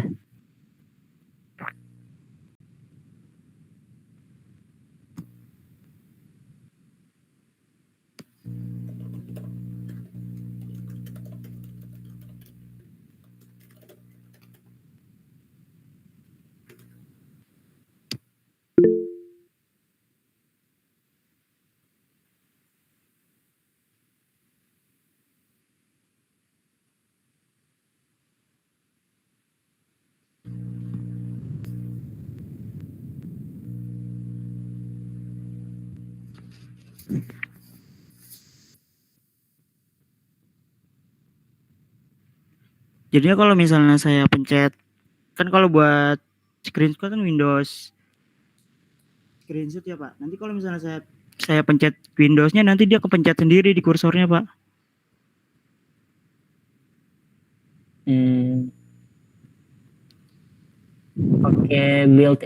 Pakai cara lain nggak? Jangan pakai command itu bisa nggak? Kayaknya kalau itu harus mengubah settingnya sih. Setting di VirtualBox-nya untuk mapping key command-nya itu. Kalau mau nggak repot sih tinggal di Windows buka lewat, kalau dulu saya pakai snip tool itu loh. Nah itu kan nggak harus pencet command ya. Apa sih namanya? Saya lupa. Saya udah lama nggak pakai Windows ya.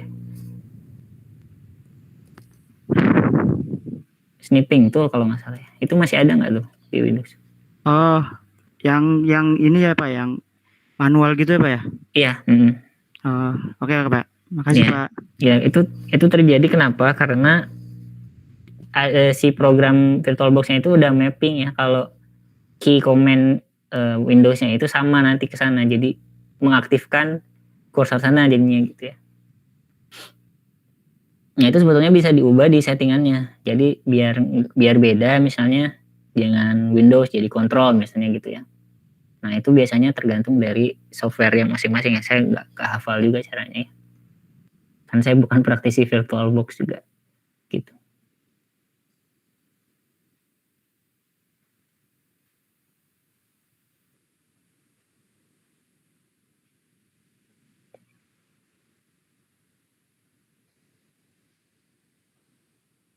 Oke ya, sudah login.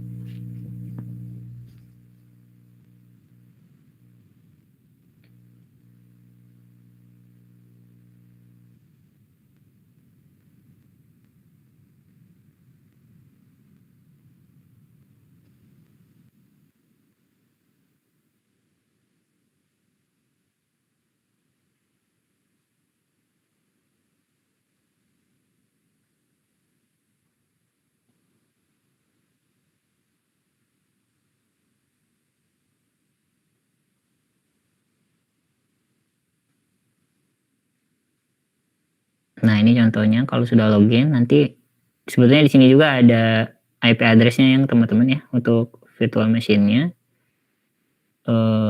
Nanti ini akan kita pakai untuk melakukan ada yang namanya SSH ya. Nah, SSH ini adalah sebuah protokol yang kita gunakan untuk connect ke server gitu ya. Jadi di dunia cloud ini sangat dipakai sekali ya teman-teman. Jadi saya mau ngajarin dulu, mau berbagi dulu tentang basic contoh sederhananya. Karena nanti kalau udah di cloud ada berbagai macam cara ya. Tapi basicnya ini adalah biasanya protokol SSH ini.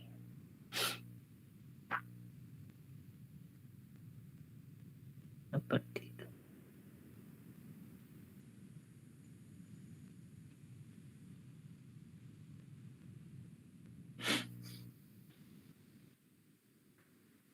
Oke. Gak apa-apa ya, saya lanjut.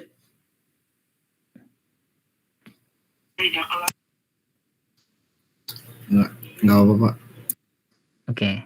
Silakan nanti dicoba juga ya melakukan ini sesempatnya aja ya. Atau setelah perkuliahan ini juga bisa dicoba juga gitu ya. Nah, tadi kan kita ada di virtual machine ini ya.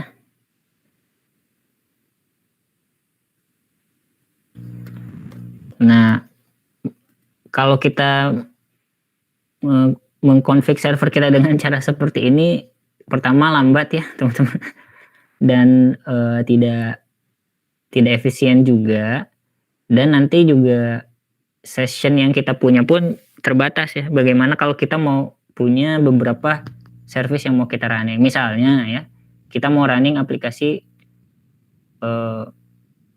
sebuah web server ya di server ini, kemudian kita mau running email server gitu ya.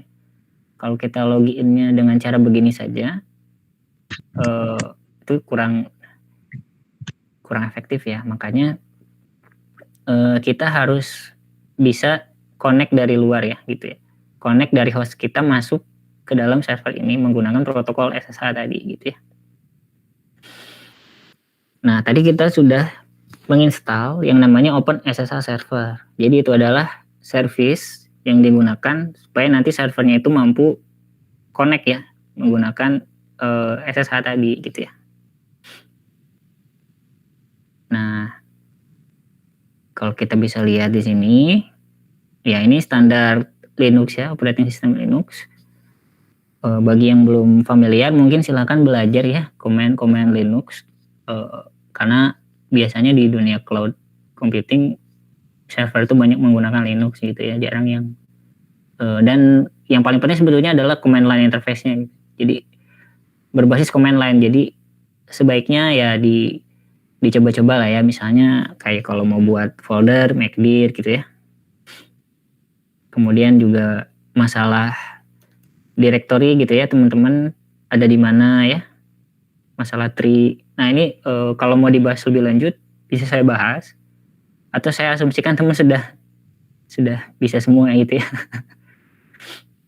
Untuk sekarang mungkin saya asumsikan sudah bisa semua untuk command line interface-nya. Jadi teman-teman nanti pastikan si SSH-nya itu sudah ada ya. Kalau tadi diinstal sebetulnya harusnya sudah ada dengan command ini ya. Masukkan password, nanti harusnya kelihatan aktif ya. Nah di sini kita bisa lihat dia ada di port 22 ya teman-teman. Jadi port defaultnya SSH itu adalah 22. Oke. Ya, apa maksud saya tadi yang mau kita lakukan? Masih ingat tadi IP yang kita save? Nah, kita bisa lakukan SSH. Kalau dulu dari Windows Terminal CMD itu belum bisa ya pakai SSH. Kalau sekarang mungkin sudah bisa di Windows Terminal. Sudah ada aplikasinya. Karena saya masih ingat dulu saya pakai Windows, saya nggak bisa lakukan SSH secara langsung ya, pakai command line ya. Nah, misalnya saya buka terminal di sini. ini di host ya. Jadi ini host, yang ini host, kemudian yang ini guest ya. Host saya adalah macOS, guestnya adalah Ubuntu server. Nah, kita mau masuk ke guest kita ya, ke VM kita. Tadi IP-nya adalah, kalau yang punya saya tuh 10.0.10.7. Jadi teman-teman, kalau di kliennya sudah install SSH juga, tinggal lakukan seperti ini komennya. Terlalu kecil ya. Bentar, saya gedein. Nah, SSH username kalian tadi, add IP-nya ya. Kalau yang saya 10.0.10.7. Nah, nanti akan terjadi seperti ini. Kemudian yes, masukkan passwordnya. Nah, sekarang kita sudah masuk ya. Tapi sekarang kita masuknya dari host ya. Oke. Nah, ini kita udah sama ya. Kita udah masuk, tapi lewat host. Saya masuknya ini lewat macOS ya. Ini aplikasi terminal ya, bukan UTM ya gitu. Maksud saya kalau kita mau SSH lagi bisa nggak Pak? Bisa ya. Kita lakukan lagi saja. Nah, sekarang kita jadi punya dua secara bersamaan bisa connect gitu ya, teman-teman. Jadi kalau yang ini memang tadi kita langsung akses direct dari guest OS-nya. Kalau yang ini kita connect dari host OS-nya menggunakan protokol SSH. Jadi nanti teman-teman pun kalau connect ke cloud, ya itu menggunakan ini ya, menggunakan SSH juga ya sebetulnya gitu ya. Kalau mau masuk ke konsol, ke OS guest OS-nya itu sendiri gitu. Nah, kalau kita coba lihat ya nanti di sini akan kelihatan user yang login. Biasanya kalau PTS ini dia itu adalah dia menggunakan SSH gitu ya, teman-teman. Tadi karena saya ada dua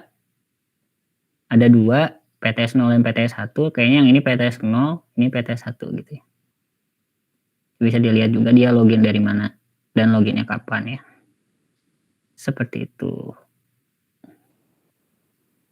Nah, sekarang kita bisa lupakan, kita bisa matikan ini, bukan matikan, kita bisa minimize, kemudian jadi sekarang kita bisa aturnya lewat host OS kita ya. Jadi itulah juga kenapa kita juga nggak perlu GUI ya tadi, karena kita juga udah bisa atur dari sini. Gitu. Nah, tapi kalau teman-teman lihat tadi, kalau mau exit, kita tinggal ketik exit, nah nanti kita keluar. Teman-teman lihat tadi kita masih menggunakan password ya. Nah, ini masalah cloud security. Nggak mungkin juga kalau cloud computing nanti security-nya seperti tadi ya, menggunakan SSH tapi menggunakan password. Nanti ada cara security yang lain, yaitu menggunakan RSA authentication ya. Nanti ada public key dan private key. Tapi sepertinya waktunya sudah mau habis ya. Jadi mungkin akan dilanjutkan minggu depan untuk demo SSH-nya gitu ya. Oke. Nah, berarti nanti screenshot juga sampai teman-teman lakukan SSH ke sini ya. Oke, mungkin segitu dulu demo dari saya.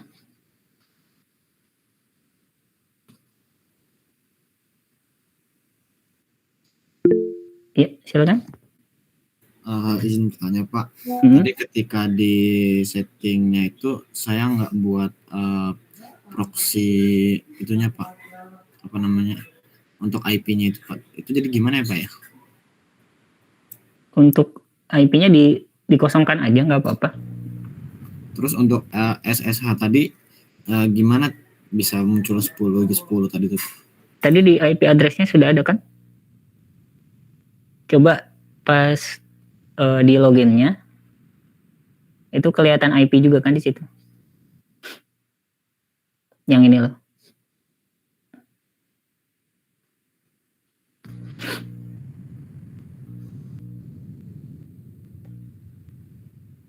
Nah, bisa juga pakai IP config ya.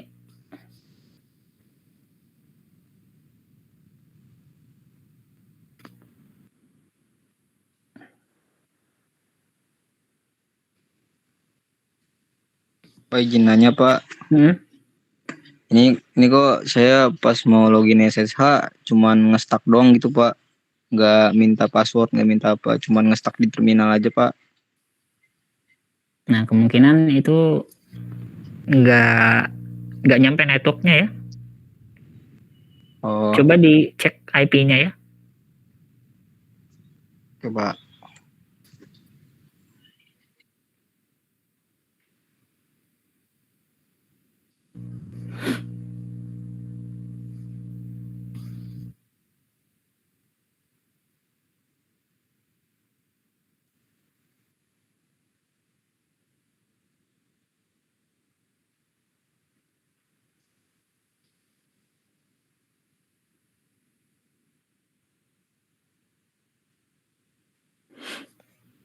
Oke. Nah, masalah networking ini agak panjang sebetulnya. Sebenarnya bisa dijelaskan, cuman karena nanti ada tipe networking yang menggunakan NAT ya. Ada juga yang menggunakan bridge nanti. Nah, itu beda. Jadi kalau yang NAT itu dia sharing IP-nya, kalau yang bridge itu nanti kita membuat network interface baru ya. Jadi memang itulah kompleksitasnya kalau kita melakukan di lokal gitu ya teman-teman, tidak cloud ya.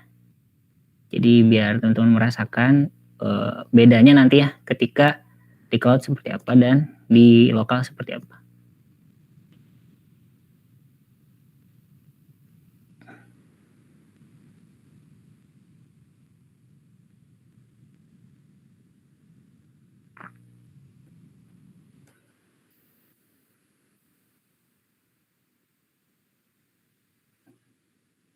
Nah, minggu depan saya akan compare teman-teman. Tapi sebelumnya saya mau contohin dulu juga sih salah satu contoh hypervisor punya saya ya. Saya punya server GitLab yang saya install Proxmox ya teman-teman dari bare metal. Nah, seperti ini tampilannya.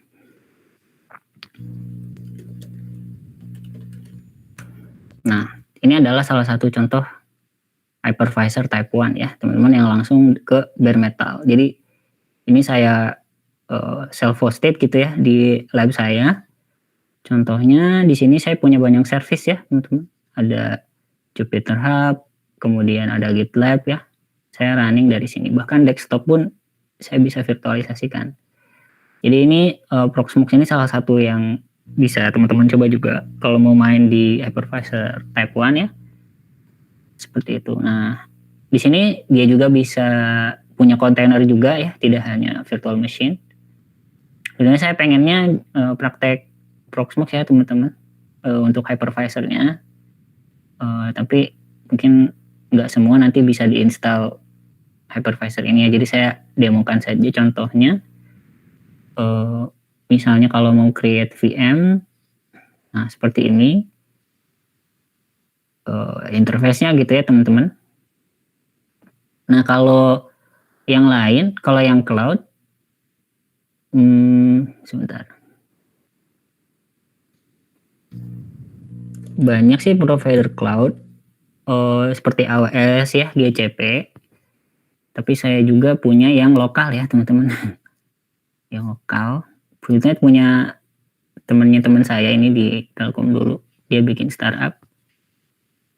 Kalau ini relatif mungkin mudah karena bayarnya biasanya kalau yang cloud itu menggunakan credit card gitu ya teman-teman. Kalau ini bayarnya bisa pakai GoPay ya bahkan. Nah, sebentar ya saya login dulu. Nanti saya ini kan contohnya gitu ya. Salah satu provider lain. Nah, ini contohnya untuk versi cloud-nya ya. Di ID Cloud Host ini. Nah, gimana caranya? Kalau kita mau bikin virtual machine, mudah sekali ya. Kita tinggal klik ini. Ya, kita tinggal klik. Kita mau apa? Mau langsung app atau virtual machine. Kemudian kita pilih Ubuntu dan kita pilih servernya ya. Dan di sini udah ada juga konfigurasinya berapa. Kita mau berapa CPU. Nah, ini nanti sudah berbayar ya. Jadi ini infrastructure as service ya berarti teman-teman. Dan ini di bill-nya itu per hour ya, bukan per month ini ya. Jadi kalau nanti si VM-nya nggak dipakai nanti nggak kebayar gitu ya. Nggak akan dicas gitu ya. Misalnya saya gini aja ya. Tadi sama ya, kita kan masukin password dan username juga. Kemudian di sini password. Nah, ini nanti misalnya dengan SSH autentikasinya. Kemudian nanti ini payment-nya ya. Payment-nya mudah sekali sebetulnya, ini bisa menggunakan GoPay juga ya. Jadi nanti kita isi kreditnya dulu, baru nanti akan dicas dari kredit itu. Misalnya kalau kita create, oh ini namanya ya, tadi namanya Ubuntu Server. Nah kalau di cloud kemudahannya adalah seperti itu ya teman-teman. Nah, nanti dia akan running.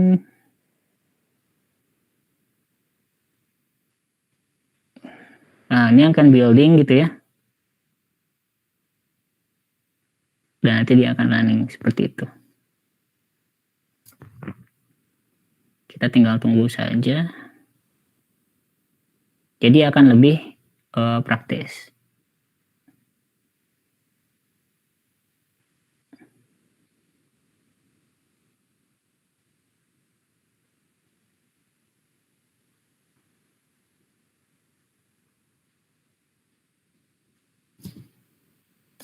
Jadi tadi yang proses yang kita lakukan dari awal sampai akhir itu dengan menggunakan cloud kita bisa jadi lebih mudah ya, karena kita nggak banyak nge-config. Nah itulah salah satunya kegunaan cloud computing ya, seperti itu. Tetap sama ya, kita buat virtual machine tapi lebih nggak ribet gitu ya. Nah VM-nya sudah selesai, sama ya, kita tinggal copy ini IP-nya, kemudian nanti kita lakukan SSH ke situ ya. Username at IP ya. Nah, kemudian kita masukkan passwordnya. Nah, ini adalah hal yang sama yang kita lakukan. Tadi kita lakukan di lokal dan satu lagi kita lakukan di cloud gitu ya. Apakah sama Pak menggunakan teknologi virtualisasi? Ya, sama. Dua-duanya menggunakan teknologi virtualisasi. Hanya bare metalnya saya yang beda ya. Kalau di server itu punyanya server, kalau yang lokal itu punyanya kita gitu ya. Seperti itu. Oke. Paham ya, teman-teman? Jadi kita sudah punya komparasi gimana di lokal dan di cloud gitu ya, teman-teman, untuk masalah virtualisasi ini.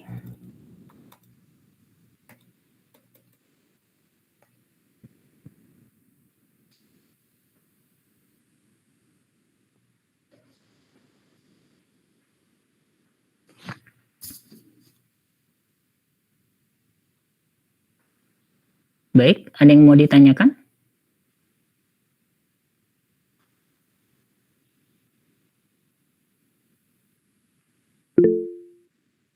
Ya, silakan.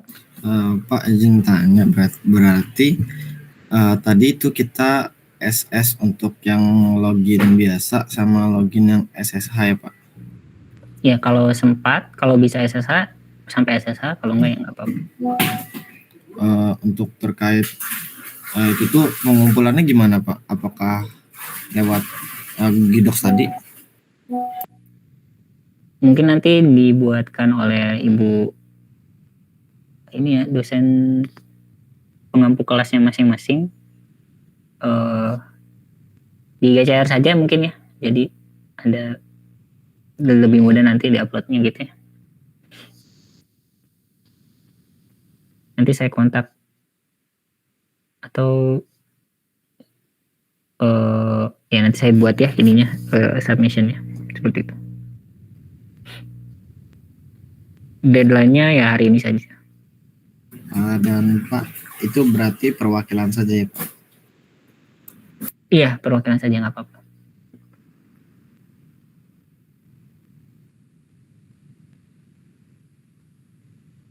Nah, untuk deadline-nya hari ini jam 2.30, 23.59 ya, WIB. Jadi silakan diulik ya, seperti itu. Ada lagi yang mau bertanya?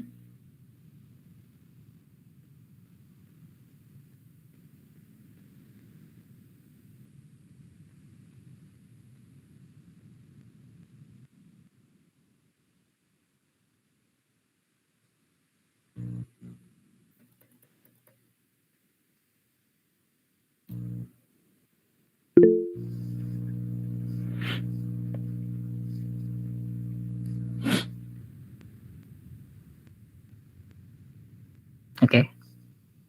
Cukup.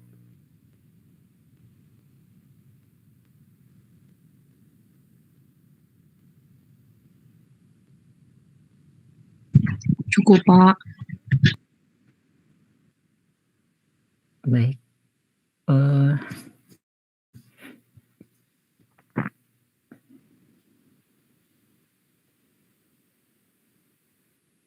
Oh, saya lupa ya tadi, sama satu lagi, selain screenshot tadi juga ditulis bagaimana perbedaannya dianalisis antara yang kita lakukan secara cloud dengan yang kita lakukan secara lokal dengan yang secara cloud gitu ya. Ditambah itu ya. Oke.